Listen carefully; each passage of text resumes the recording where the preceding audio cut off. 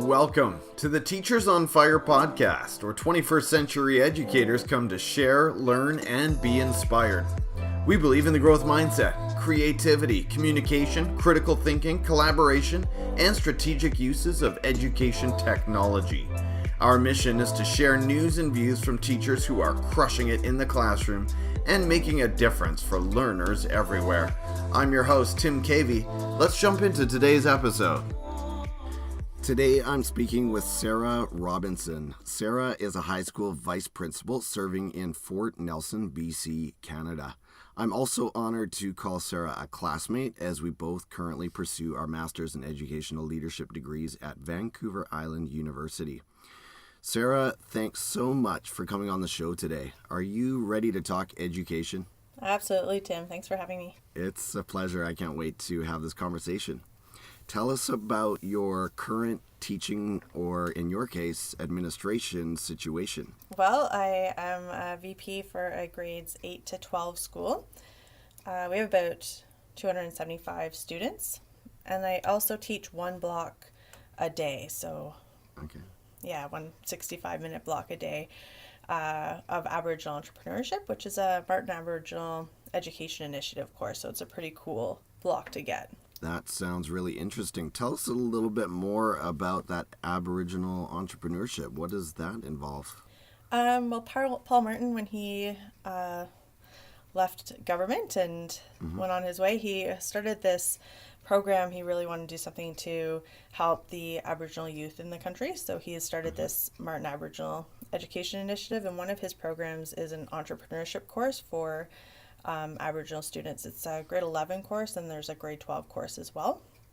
And they go through the entire system of like coming up with a venture idea, what they can do in their community to for themselves and for their community. And they learn from community members that run their own businesses as well, and they put together business plans and online presence for their business, and it's a really cool program, actually.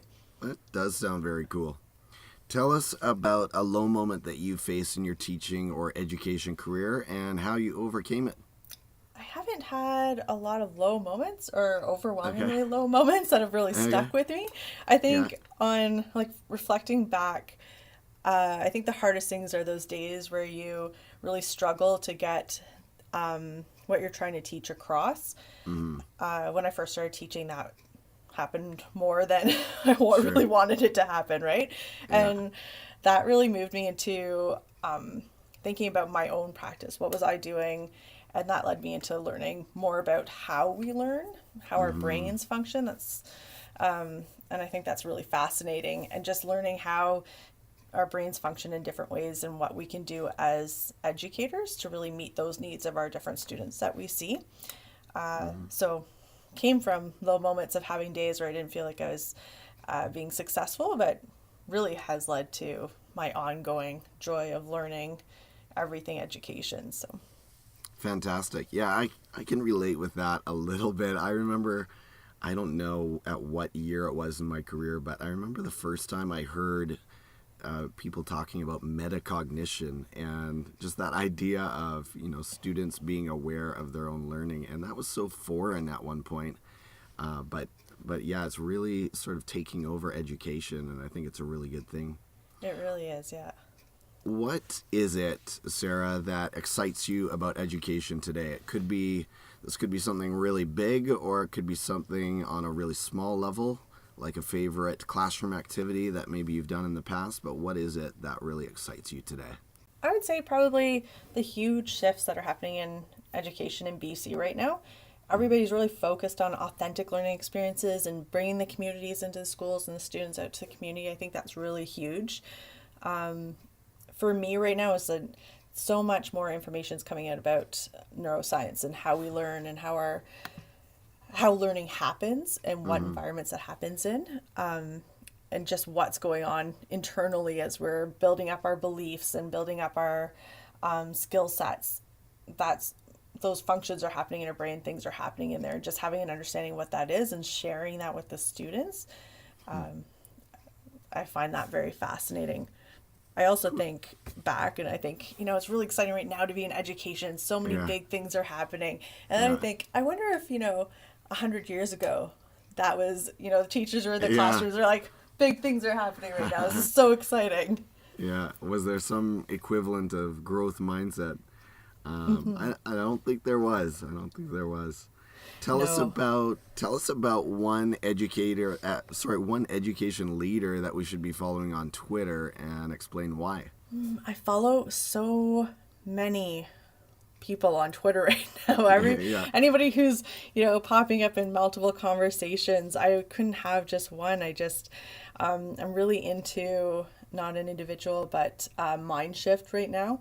Okay, I don't know if that's something you've heard of, but I follow them both on Facebook and in Twitter, and they just share so many incredible stories and ideas that just really keep me motivated. Right. Yeah, I have seen their stuff. I think I even get an email from them too, so that's a good recommendation.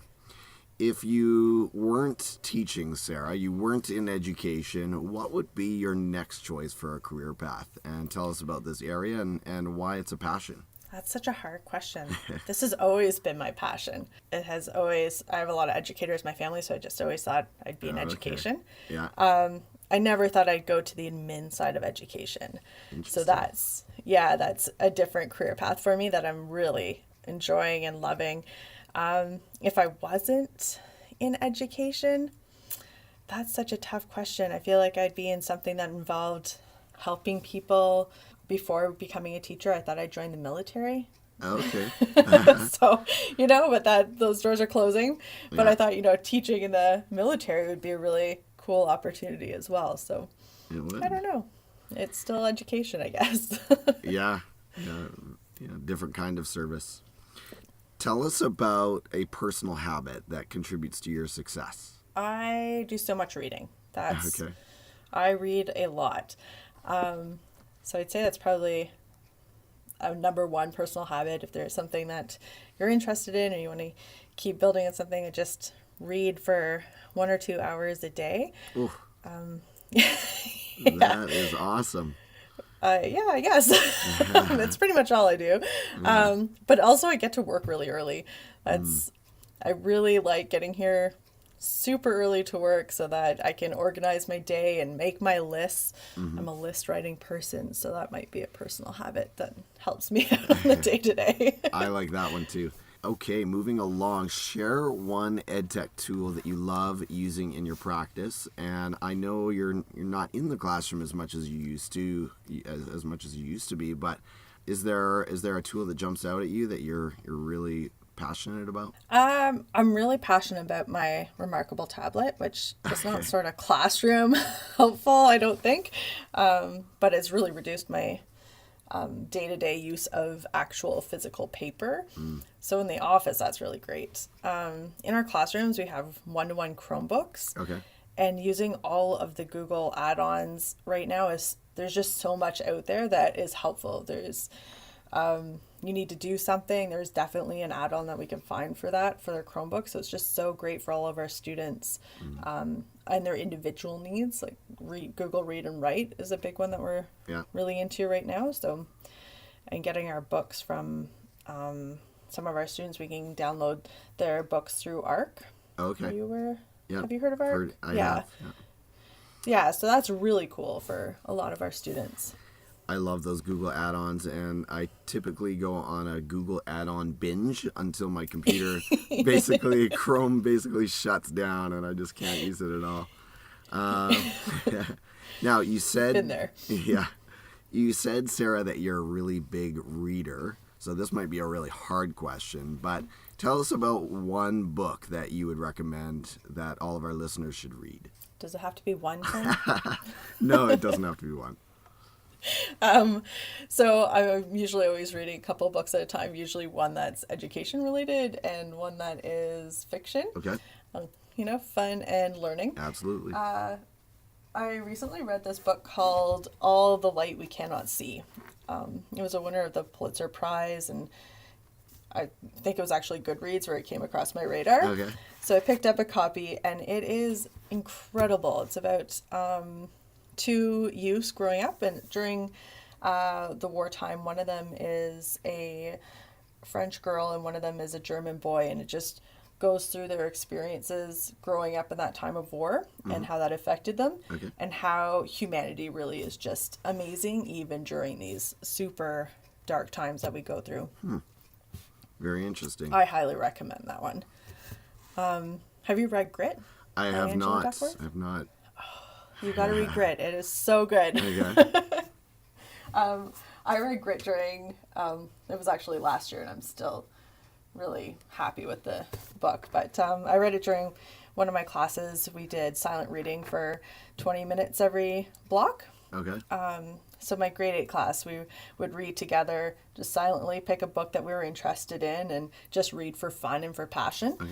And so I was reading this book, and I'd read something really cool in it, and after 20 minutes, I'd be fired up to share what I'd learned with my grade 8s. Yeah. And they got really into it as well. We learned about, how our brains work, which is something I'm quite interested in. Yeah. And we were really talking about, what mindsets are and what does effort do for us and what does grit actually mean to each of us as an individual? So we had a lot of fun reading that book. That sounds like it would have a ton of application. I'm right in that grade 8 world as well. And so, yeah, I will definitely keep that recommendation in mind. How about the world of podcasts? Is there one that is a favorite? And tell us why you love it. All right. So just to be honest, I'm not a huge podcast listener. I'm spending a lot of time reading. Yeah.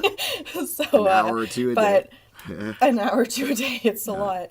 Do you know Mike Rowe? I do not. The Dirty Jobs guy. Oh yeah. Okay. He is an amazing storyteller, and he has a podcast called The Way I Heard It. Okay. So great. I think storytelling is an art. Yeah.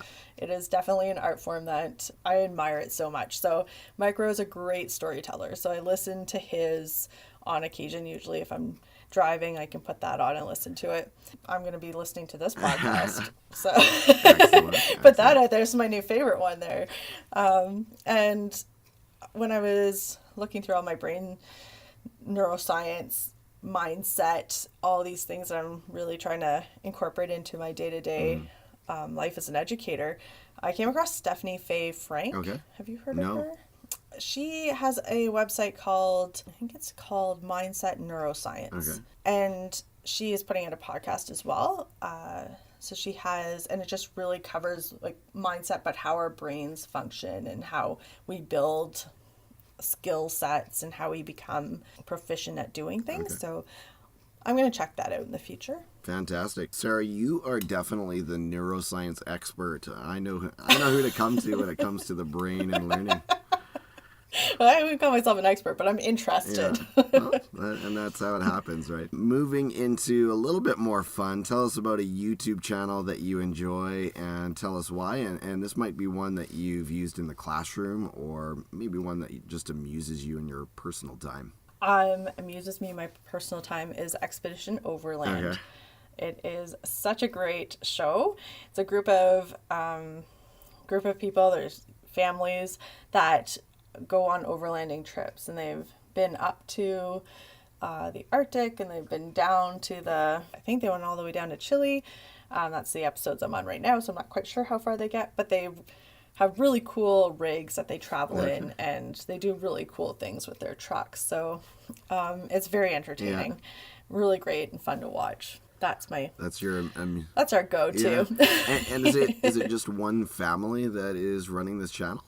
No, it's a group of guys, and two of their wives also are involved. Okay. But they also have their own things that they do overseas as well. Okay, cool. I will definitely add that to we have a family account on our TV, and I will definitely add that to our subscriptions.